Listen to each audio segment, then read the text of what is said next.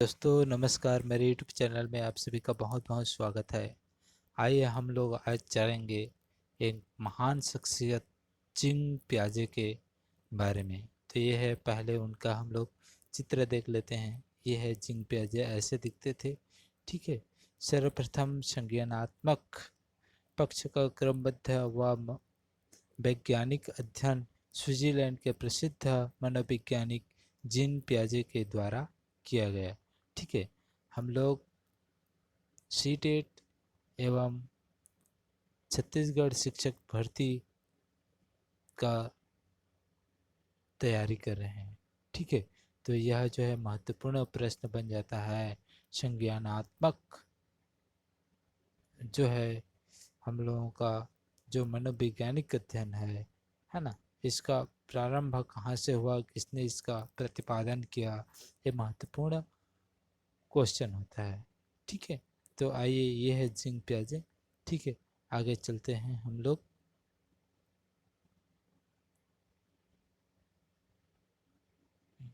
सर्वप्रथम संज्ञानात्मक पक्ष का क्रमबद्ध व वैज्ञानिक अध्ययन स्विट्जरलैंड के प्रसिद्ध मनोवैज्ञानिक जिंग प्याजे द्वारा किया गया। ठीक है। संज्ञान प्राणी प्राणी का वह व्यापक और स्थायी ज्ञान है जिससे वह वातावरण, उद्दीपक जगत, बाह्य जगत के माध्यम से ग्रहण करता है। जो संज्ञानात्मक होता है, संज्ञान मतलब होता है जानकारी में, है ना। जानकारी संज्ञान में है, जानकारी में है, ऐसा बोला जाता है। तो वह जो है वातावरण और बाह्य जगत के माध्यम से हम लोग क्या करते हैं, इसको ग्रहण करते हैं। मतलब कोई हमें कहते हैं, बताते हैं, तब जाके हम लोगों को यह ज्ञान क्या होता है, मिलता है। ठीक है। समस्या समाधान, संप्रत्यक्षीकरण, विचारों का निर्माण, प्रत्यक्षीकरण, देखकर सीखना आदि मानसिक क्रियाएं सम्मिलित होती है। यह क्रियाएं परस्पर अंतः संबंधित होती है। यह जो क्रियाएं जो होता है वह आपस में क्या होता है, संबंधित होता है, जुड़ा हुआ होता है।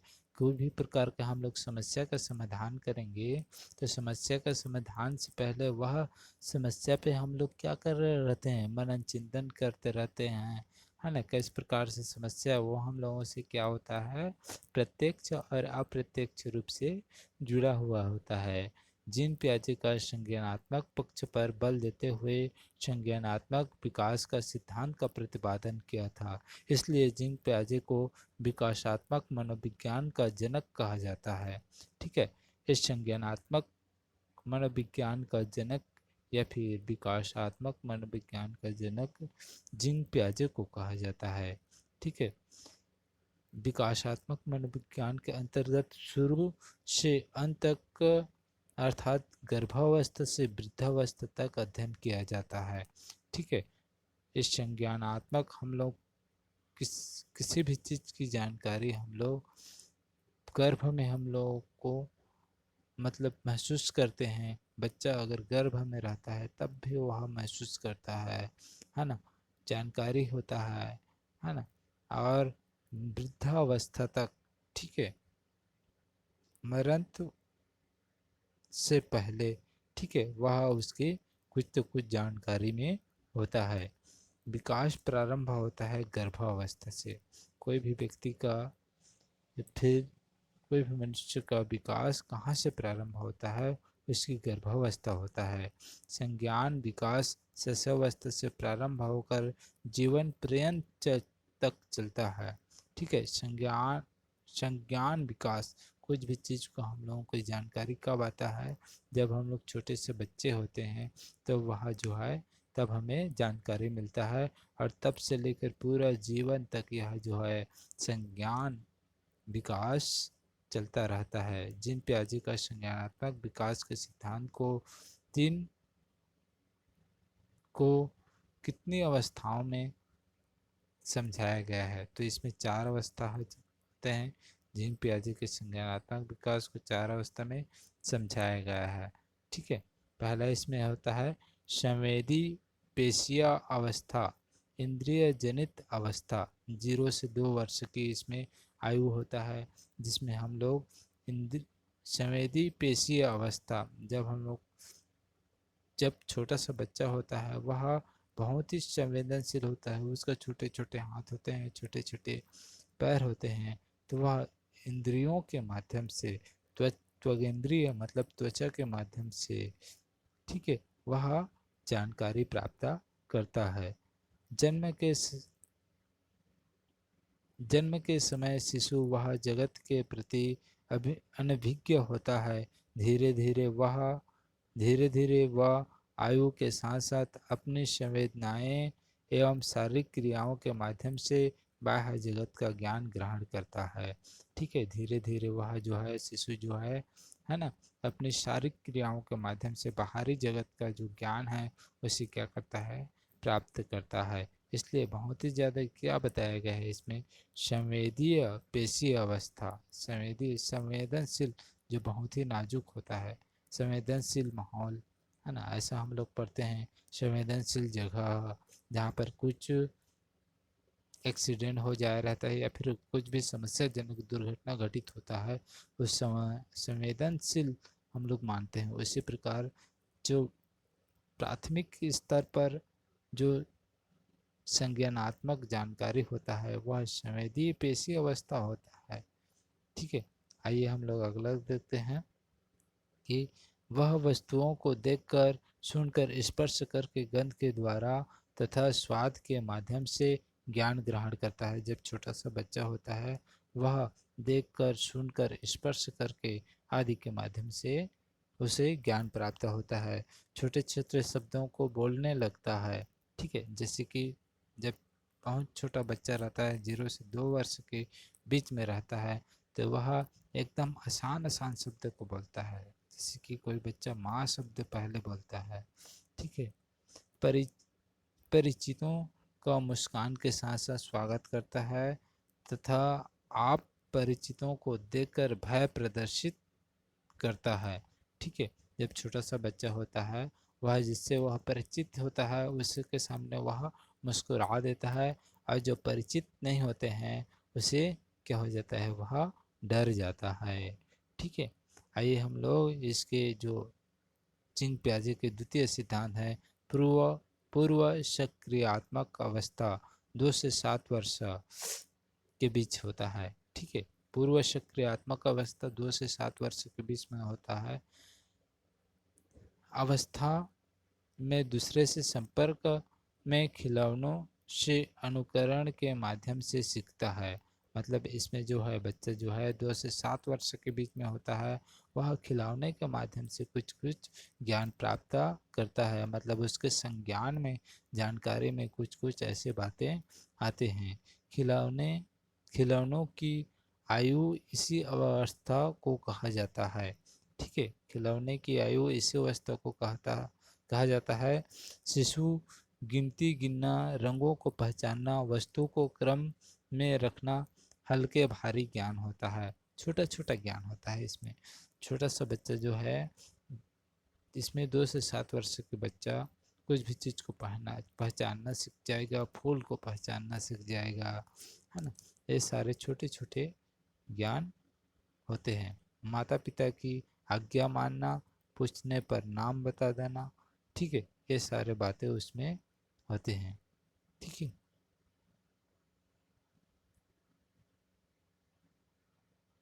वस्तु स्थायित्व का भाव जागृत होता है। ठीक है, यह प्रतीकात्मक सोच पाई जाती है। इस अवस्था में जो है प्रतीकात्मक सोच पाई जाती है। ठीक है, अनुकरणशीलता पाई जाती है। कुछ भी हम लोग बोलते हैं तो वह जो बच्चा जो है दौड़ के करता है, वह अनुकरण करता है। ठीक है, अगला है हम लोग स्थूल मूर्त सक्रियात्मक अवस्था 2 से 12 वर्ष के बीच होता है। इस अवस्था में तार्किक चिंतन प्रारंभ होता है। स्थूल मूर्त सक्रियात्मक, मूर्त अमूर्त मतलब जिसमें हम लोग सोचने की शक्ति ना हो। ठीक है, अमूर्त जिसमें हम लोग चिंतन करने लगे, सोचें, ठीक है, जिसमें कुछ जीव मात्र है। ठीक है। इस अवस्था में तार्किक चिंतन प्रारंभ होता है, लेकिन बालक का चिंतन केवल मुहूर्त प्रत्यक्ष वस्तुओं तक ही सीमित रहता है। मतलब वह जो है अपनी वस्तुओं जो उसे प्रत्यक्ष में है, जो उसे देख सकता है, सुन सकता है, महसूस कर सकता है, ठीक है, तो आदि के माध्यम तक ही सीमित रहता है, कुछ ज़्यादा सोच नहीं सकता। इसमें बालक जो है 7 से 12 वर्ष के बीच में होता है। वह अपने सामने उपस्थित दो वर्षों के बीच तुलना करता है, अंतर करना, समानता असमानता बतलाना, सही गलत व उचित अनुचित में विरोध आदि सीख जाता है। ठीक है। जब 7 से 12 वर्ष के बीच में बच्चा रहेगा तो वह क्या करता है, वह तुलना करता है, कौन सी चीज़ अच्छा है, कौन सी चीज़ क्या छोटा है, क्या बड़ा है। ठीक है। अंतर स्पष्ट करता है, कौन से कलर उसे चाहिए, क्या नहीं चाहिए, समानता असमानता आदि चीज़ें सीखता है। ठीक है। इसलिए इसे मूर्त चिंतन की अवस्था के नाम से जाना जाता है। जो यह अवस्था जो है, इसे मूर्त चिंतन की अवस्था, जो इसके ज्ञान में, जानकारी में थोड़ा सा वृद्धि हो जाता है, चिंतन हो जाता है, सोचने की शक्ति हो जाता है। बालक दिन, तारीख, समय, महीना, वर्ष आदि बताने का योग्य हो जाता है। मतलब इसे थोड़ा ज्ञान हो जाता है। उत्क्रमणीय शीतलता पाई जाती है। इसमें पलावटी अवस्था के नाम से भी जानी जाती है। मतलब उत्क्रमणीय शीतलता, उत्क्रमण में क्या होता है, शीतलता पाई जाती है। भाषा एवं संप्रेषण योग्यता का विकास की अवस्था में हो जाता है। आइए अंतिम देखते हैं, औपचारिक सक्रियात्मक अवस्था। 12 वर्ष के बाद यह अवस्था जो है प्रारंभ हो जाता है, औपचारिक सक्रियात्मक। ठीक है। इस अवस्था में किशोर मूर्ति के साथ साथ अमूर्त अमूर्त चिंतन करने योग्य भी हो जाता है। जो अमूर्त होता है ना, वह भी, उसे भी चिंतन करने के योग्य होता है। इसलिए इसे तार्किक चिंतन की अवस्था के नाम से जाना जाता है। ठीक है। वह औपचारिक सक्रियात्मक, औपचारिक एवं अनौपचारिक। औपचारिक जो हम लोगों के, जो कोई भी प्रकार के हम लोगों के क्या होता है, प्रत्यक्ष रूप से जाने जाते हैं। ठीक है। और अनौपचारिक आदि में वह क्या होता है, तर्क करता है। इस अवस्था में मानसिक योग्यताओं का पूर्ण विकास होता है। उसकी जो मानसिक योग्यता जो होता है, उसका जो है बालक का, उसमें पूर्ण विकास होता है। इस अवस्था में परिकल्पनात्मक चिंतन पाया जाता है। ठीक है। वह परिकल्पना करता है कि वह ऐसा करने के बाद उसे क्या प्राप्त होगा, कैसे उसे सुख प्राप्त होगा, यह सारे वह क्या करता है, चिंतन करता है। ठीक है। तो यह जो है औपचारिक सक्रियात्मक औपचारिक क्रियाओं में भी वह क्या होता है, सक्रिय हो जाता है। मतलब उसमें सक्रियात्मक हो जाता है। ठीक है। चिंग प्याजे के शिक्षा के योगदान। ठीक है। आइए अब इसका एक दो महत्वपूर्ण हम लोग प्रश्न देख लेते हैं। ठीक है। तो इसमें जीन पियाजे के सिद्धांत को किस नाम से भी जाना जाता है, तो विकास अवस्था के सिद्धांत के नाम से जाना जाता है। जीन पियाजे के अनुसार व्यक्ति के विकास में उसके जीवन के किस भाग का विशेष योगदान होता है, बचपन का विशेष योगदान होता है। यदि बचपन में वह अच्छे से सीखेगा तो वह अच्छा व्यक्ति बनेगा। वह बचपन में खराब प्रवृत्ति का होगा तो वह खराब प्रवृत्ति का व्यक्ति होगा। ठीक है। प्याजे के संज्ञानात्मक विकास की प्रक्रिया में मुख्यतः किन दो बातों को महत्वपूर्ण महत्वपूर्ण नाम माना माना है, संगठन व अनुकूल को महत्वपूर्ण नाम माना गया है। अगला देखिए, तार्किक चिंतन की क्षमता का विकास किस अवस्था में होता है? तार्किक चिंतन वह जो औपचारिक अनौपचारिक आदि को अमूर्त को भी वह क्या करना है, सक्रिय हो जाता है, उसमें सोचने लग जाता है, वह औपचारिक अवस्था होता है। ठीक है। अगला प्रश्न है, इस नियम के अनुसार बालक किसके साथ अनुकूलन करने के लिए अनेक नियमों को सीख लेता है? पर्यावरण के साथ अनुकूलन करने के लिए, सामंजस्य बनाने के लिए वह कई चीज़ों को क्या करता है, सीख लेता है। कुछ खेल के माध्यम से, कुछ त्वगिंद्रिय माध्यम से, मतलब स्पर्श के 5 इंद्रियों के माध्यम से कुछ सीखता है, तो थोड़ा बड़ा होता है, फिर खेल से सीखता है, फिर उससे थोड़ा बड़ा होता है, फिर वह अपने पारिवारिक माहौल से सीखता है, फिर उससे बड़ा होता है तो वह चिंतन करने लग जाता है। जिन प्याजे का जन्म कब हुआ? 9 अगस्त 1896 में इनका क्या हो गया, जन्म हुआ। ठीक है। जिन प्याजे का सिद्धांत किस पद्धति से सीखने पर बल देता है? तो यह जो है खोज की पद्धति पर सीखने पर बल देता है। ठीक है। तो धन्यवाद दोस्तों, ऐसे ही आप लोग सीटेट शिक्षक भर्ती का तैयारी करते रहिए। चैनल को अधिक से अधिक लाइक कीजिए, सब्सक्राइब कीजिए, शेयर कीजिए, कमेंट कीजिए। धन्यवाद।